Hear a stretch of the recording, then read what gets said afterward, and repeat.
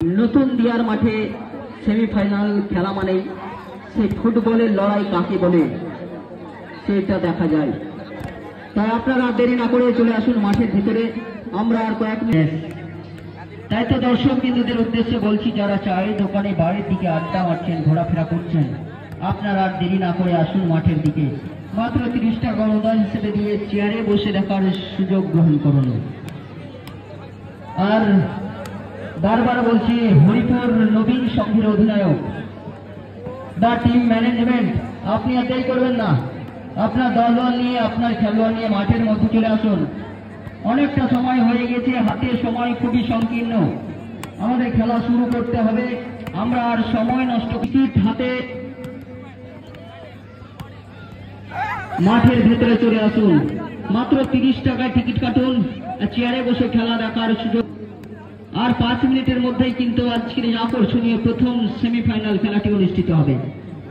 আমরা দেখতে পাচ্ছি মাঠের মধ্যে লাল জার্সি পরে নেমে পড়েছে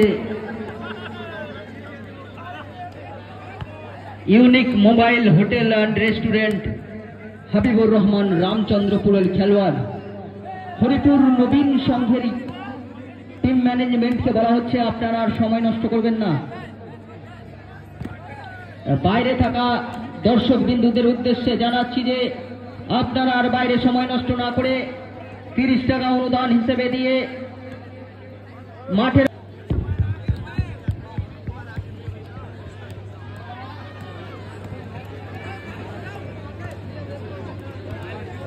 হ্যালো মিনহাজ আর একটা ক্যাচার ছিল তো বল।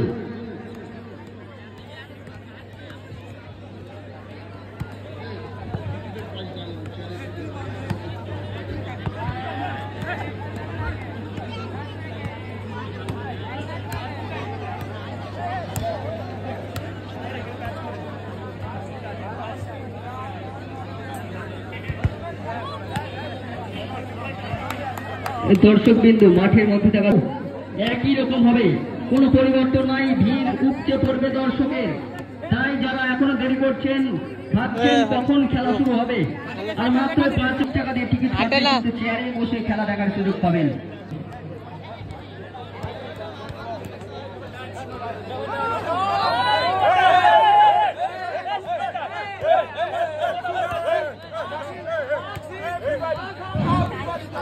হরিপুরের টিম ম্যানেজমেন্টকে বলছি, তাড়াতাড়ি এসো, তোমার দলবল নিয়ে তুমি তাড়াতাড়ি মাঠে প্রবেশ করো। মাত্র 2 মিনিট টাইম দিলাম।